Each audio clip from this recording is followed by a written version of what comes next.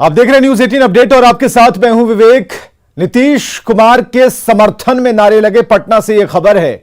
और बैठक में जाने से पहले नीतीश कुमार के समर्थन में उनके समर्थकों ने जमकर नारे लगाए। नारा क्या था ये जानिए। नारा था कि देश का पीएम कैसा हो, नीतीश कुमार जैसा हो। तो ये नारे लग रहे थे और नीतीश कुमार के सामने नारेबाजी हो रही थी और नीतीश कुमार हाथ जोड़कर मुस्कुराते हुए आगे की तरफ निकलते गए। तो ये हम आपको खबर बता रहे हैं, नीतीश कुमार के समर्थन में जमकर नारेबाजी हुई है। और प्रधानमंत्री, जरा सुन लीजिए।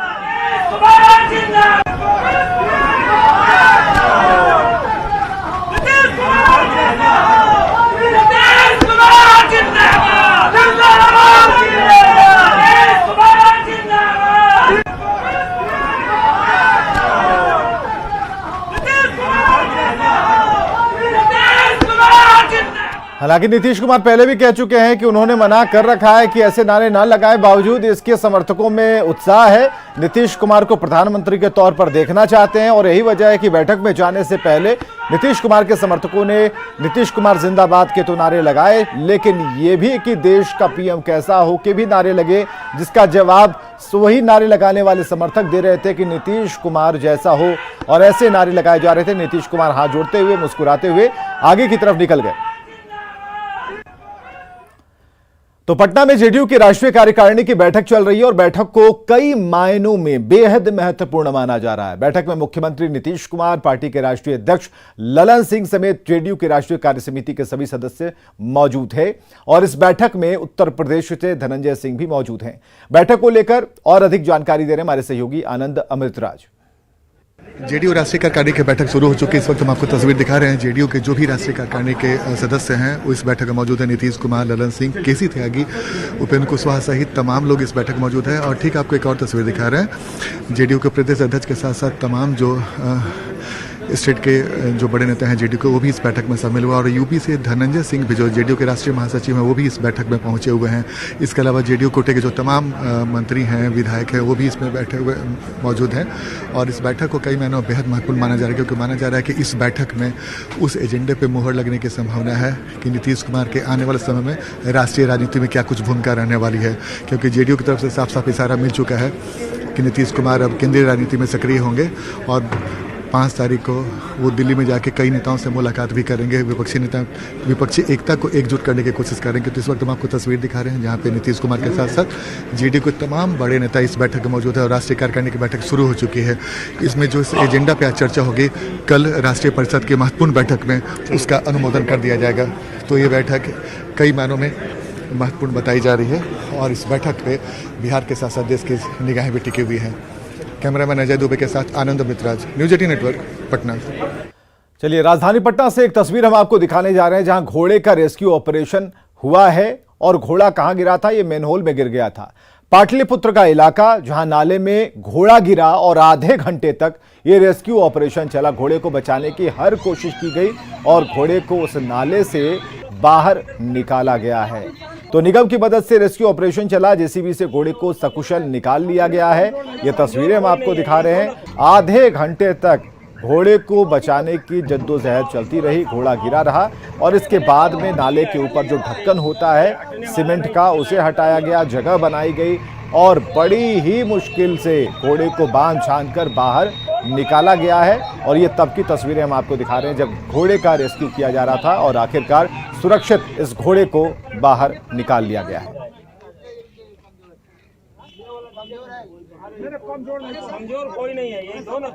तो ये तस्वीरें हम आपको दिखा रहे हैं। ये तस्वीर पाटलिपुत्र इलाके की है जहां पर नाले के ऊपर जो ढक्कन लगा होता है सीमेंट का, वो नहीं था और उसके बीच में जो गैप है, घोड़ा किसी तरह से इस नाले में गिर गया।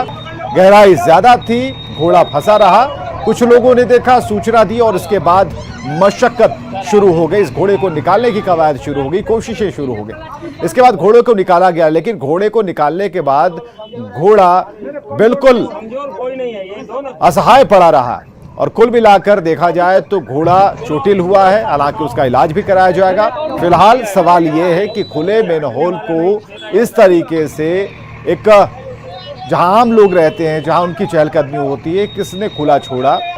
हालांकि निगम की मदद से जेसीबी मंगाई गई, लेकिन अगर यहां पर ढक्कन होता तो ये घोड़ा इसमें नहीं गिरता। तो बेजुबान को बचाने की जो हर कोशिश है वो लगाई गई और यहां सफलतापूर्वक घोड़ा पूरी तरह सुरक्षित निकाल लिया गया।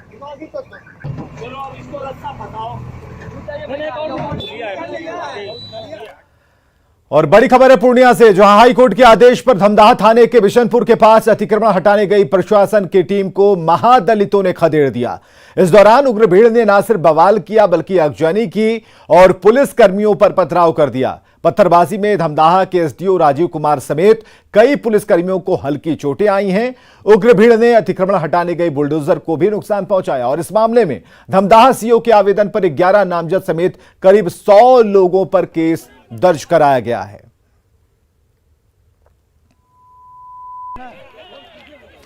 तो अतिक्रमण हटाने गई थी पुलिस पार्टी और पुलिस की टीम पर ही लोगों ने शुरू कर दिया पथराव, आगजनी की। पुलिस देखती रही। धमदाहा एसडीओ को चोट लगी है इस पर रोड़ेबाजी में। आप देख पा रहे हैं कि जहां पर ये कैमरा लगा हुआ है, जहां पर हमारे सहयोगी खड़ी थे, वहां भी पत्थरबाजी की गई है। किसी तरह पुलिस वाले अपनी जान बचाकर भागते नजर आए। अतिक्रमण हटाने के दौरान जो कोशिशें थी पुलिस की, उसे फेल करने के लिए कोई कोर कसर नहीं छोड़ी गई। धमदाहा एसडीओ को चोट आई, पत्थरबाजी जो हो रही थी, पथराव में पुलिस के कई जवान के घायल होने की सूचना है। अतिक्रमण हटाने गई टीम पर ग्रामीणों ने हमला कर दिया। पूर्णिया से ये तस्वीरें हम आपको दिखा रहे हैं। देखिए यहाँ तक आ गया, ऐसे ना होगा। देखिए सब पीछे हो जाए। बिहार के पूर्व उप मुख्यमंत्री और बीजेपी विधायक रेणु देवी ने एक बार फिर नीतीश कुमार पर हमला बोला। जमुई में मीडिया से बातचीत में रेणु देवी ने कहा कि नीतीश कुमार ने बिहार की जनता के साथ धोखा देकर एक बार फिर जंगल राज के समर्थकों के साथ चले गए हैं, लेकिन नीतीश कुमार का पीएम बनने का सपना पूरा नहीं होगा। अपना विवेक खो के जो जंगल राज जिसको कहते थे उसके साथ जाके मिलके अपनी इच्छा के लिए बिहार को उन्होंने गिरनी रखा।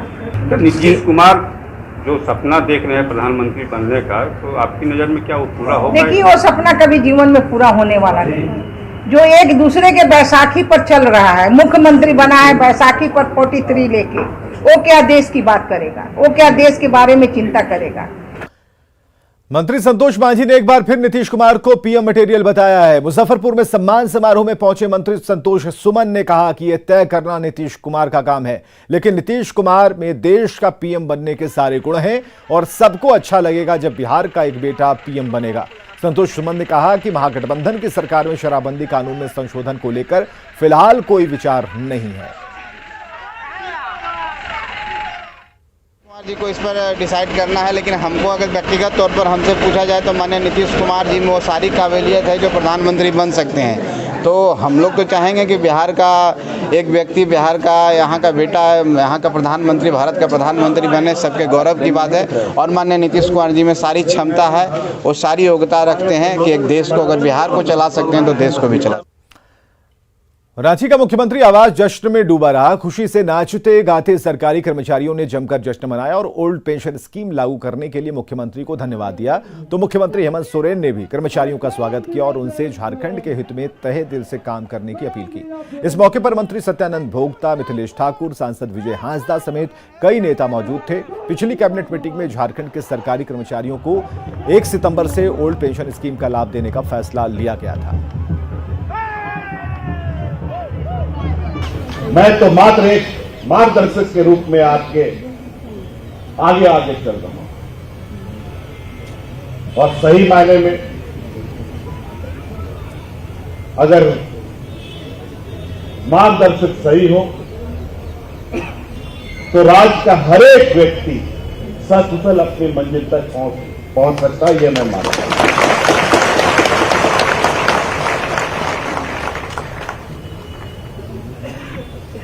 हमने इस राज्य में पाया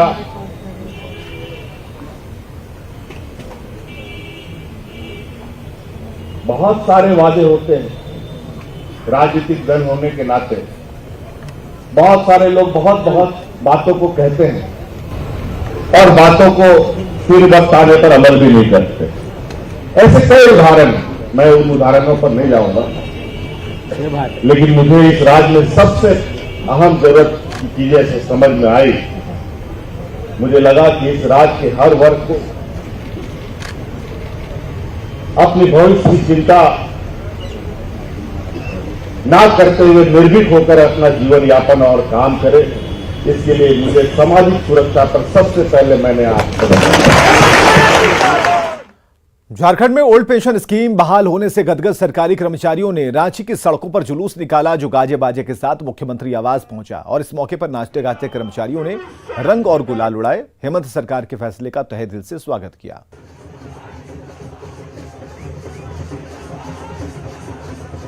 हम लोग झारखंड के तमाम जिलों से यहाँ सभी कर्मचारी पहुंचे हुए हैं, जो हम हेमंत सोरेन जो हमारी सरकार है अभी, उन्हें हम आभार व्यक्त करने के लिए यहाँ पहुंचे हुए हैं, क्योंकि आप देख सकते हैं कि यहाँ पे कितनी खुशी की लहर दौड़ी हुई है। बहुत बहुत आभार व्यक्त करते हैं जो इन्होंने ओल्ड पेंशन दिया हम लोगों को। हम लोग इसको बहुत दिल से इंतजार कर रहे थे और ऐसा मुख्यमंत्री अभी तक झारखंड को नहीं मिला। हम लोग उनको बहुत तहे दिल से आभार व्यक्त करते हैं। इस आभार रैली में बहुत ही उत्साह लोगों के बीच देखा जा रहा है। अभी जो आप उत्साह देख रहे हैं वो केवल नाम मात्र उत्साह है। सबसे ज्यादा उत्साह हम लोगों के घरों तक पहुंच चुकी है, खुशियां पहुंच चुकी है और उसी खुशी को व्यक्त करने के लिए जनसैलाब जो आप देख रहे हैं वो आपके बीच उमड़ पड़ा है। हेमंत सोरेन सरकार लगातार जो है जन कल्याणकारी नीतियों बनाती रही है और उनको लेकर के काफी लोग जो हैं एकजुट है और उनको लेकर के पूरी तरह से समर्पित हैं। काफी खबर है जहानाबाद से, जहां संदिग्ध परिस्थितियों में एक युवक की मौत हो गई और इसके बाद परिजनों ने पुलिस को सूचना दिए बिना शव को जलाने की कोशिश की, लेकिन युवक के ससुराल वालों ने इसकी सूचना पुलिस को दे दी, जिसके बाद पुलिस ने मौके पर पहुंचकर शव को कब्जे में लिया और पोस्टमार्टम के लिए भेज दिया है। 2 दिन पहले ही युवक की पत्नी को उसके घर से निकाल दिया गया था और उसके बाद उसकी पत्नी मायके में रह रही थी। अब उस युवक की मौत ने पूरे मामले को उलझा दिया है। युवक के ससुराल वालों ने हत्या का आरोप लगाया। फिलहाल पुलिस जांच में जुटी है।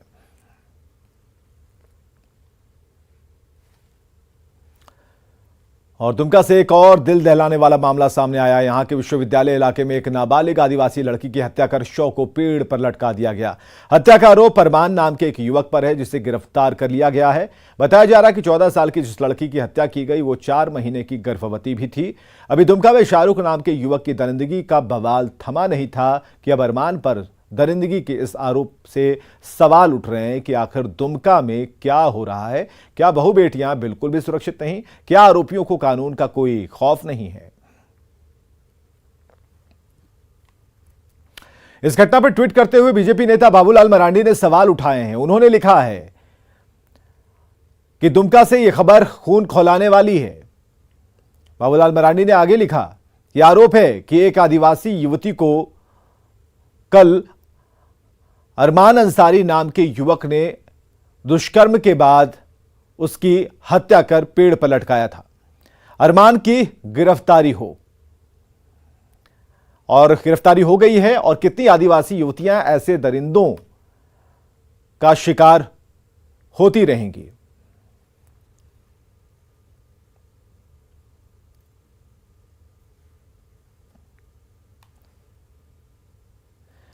और ये बड़ी खबर हम आपको बता रहे हैं। लड़की की हत्या पर पेड़ पर लड़की की हत्या कर उसके शव को पेड़ पर लटकाया गया है। अरमान नाम के युवक पर यह आरोप था जिसकी गिरफ्तारी हुई है। लड़की की हत्या की गई थी और उसके शव को पेड़ पर लटकाया गया। आरोप अरमान नाम के युवक पर लगा जिसने उसकी हत्या की है, उसके शव को पेड़ पर लटकाया है। नाबालिग लड़की की उम्र 14 साल की बताई जा रही है और 4 महीने की गर्भवती भी ये लड़की थी। दुमका से दिल दहलाने वाली खबर, हत्या के बाद जलाने की भी कोशिश की गई। तो बड़ी खबर हम आपको बता रहे हैं, पुलिस ने आरोपी को गिरफ्तार कर लिया है। तो बड़ी खबर इस वक्त की, जहां लड़की की हत्या कर पेड़ पर उसका शव लटकाया गया है। दुमका से दिल दहलाने वाली खबर, अरमान नाम के एक युवक पर हत्या का आरोप है, उसकी गिरफ्तारी हो गई है। नितेश हैं हमारे साथ, हमारे सहयोगी। नितेश, अब तक एक्शन की जहां तक बात है तो गिरफ्तारी हुई है, लेकिन इसके आगे का क्या हो रहा है? इसके आगे परिजन क्या कह रहे हैं? क्या चल रहा है? क्या माहौल है? जिस तरीके से मैं आपको बता दूं कि विश्वविद्यालय थाना क्षेत्र का यह मामला है और ये जो नाबालिग है 14 वर्षीय नाबालिग है और इसकी जो है हत्या कर दी गई है। हालांकि इसमें एक आरोपी जो है जिसका नाम अरमान बताया जा रहा है, उसकी गिरफ्तारी हो चुकी है और आगे जो पुलिसिया कार्रवाई है वो की जा रही है। उससे पूछताछ किया जा रहा है कि आखिर क्या कारण रहा जो इसकी हत्या की गई है। फिलहाल जो पुलिस पदाधिकारी से हम लोगों ने इस मामले पर बात की, हालांकि इस मामले पर अभी कुछ भी कहने से बच रहे हैं और उसको जो आरोपी है उसको फिलहाल पूछताछ अभी फिलहाल जो पुलिस है वो कर रही है। जी चलिए, बहुत बहुत शुक्रिया तमाम जानकारियों के लिए। पुलिस की पूछताछ अभी भी जारी है। अरमान नाम के युवक जिसकी गिरफ्तारी हुई है उससे पुलिस अभी भी पूछताछ कर रही है। गोपालगंज से बड़ी खबर है, जहां बस से भारी मात्रा में शराब जब्त की गई है। उत्पाद विभाग की टीम ने कार्रवाई की और बस में 16 कार्टन विदेशी शराब मिली है। शराब के साथ बस ड्राइवर गिरफ्तार कर लिया गया है। शिव भोलेनाथ ट्रेवल्स की यह बस थी जिसमें शराब पाई गई और दिल्ली से मधुबनी जा रही थी ये बस।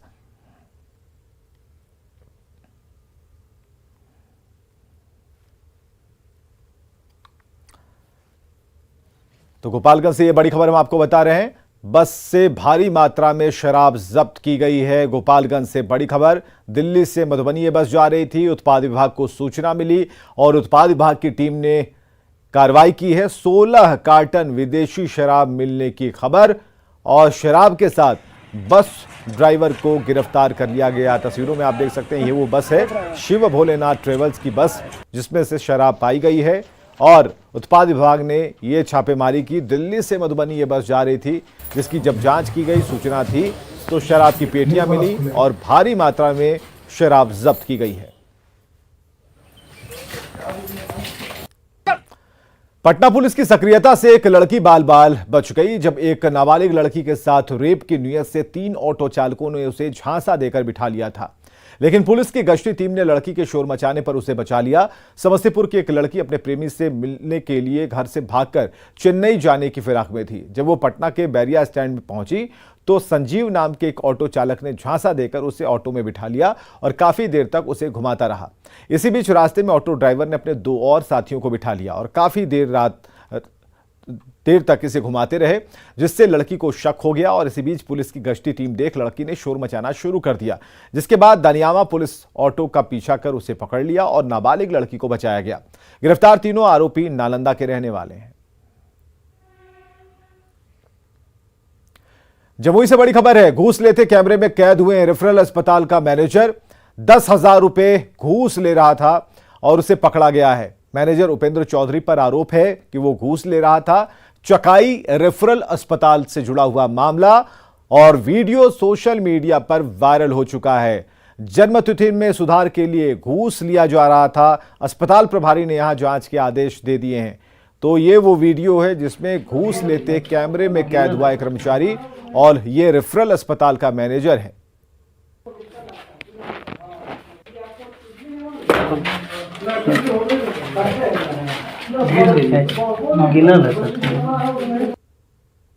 जो संज्ञान में हमें आएगा दोषी पर कार्रवाई होगी। मैं प्रभारी से भी इस पर बात करता हूँ और वो हमको बताएंगे कि क्या कठिनाई है। प्रभारी थे नहीं शायद, उसमें जो वक्तव्य दिए हैं वो अपनी कार्रवाई करके उनको बताएंगे। उसके बाद फिर जांच कमेटी बनेगी, जांच के बाद संज्ञान पर कार्रवाई। बांका के लाल शहीद सुधांशु का पार्थिव शरीर जब उनके गांव सकहरा पहुंचा, वहां उन्हें देखने के लिए लोगों की भीड़ उमड़ पड़ी। स्थानीय पदाधिकारी शहीद सुधांशु को श्रद्धांजलि देने के लिए पहुंचे।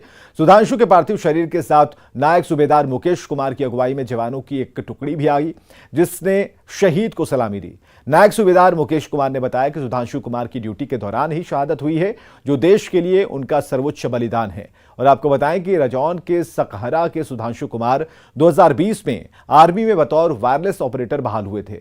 वो लद्दाख के गलवान में ड्यूटी पर तैनात थे। बीते 21 अगस्त को ड्यूटी के दौरान वो जख्मी हो गए थे।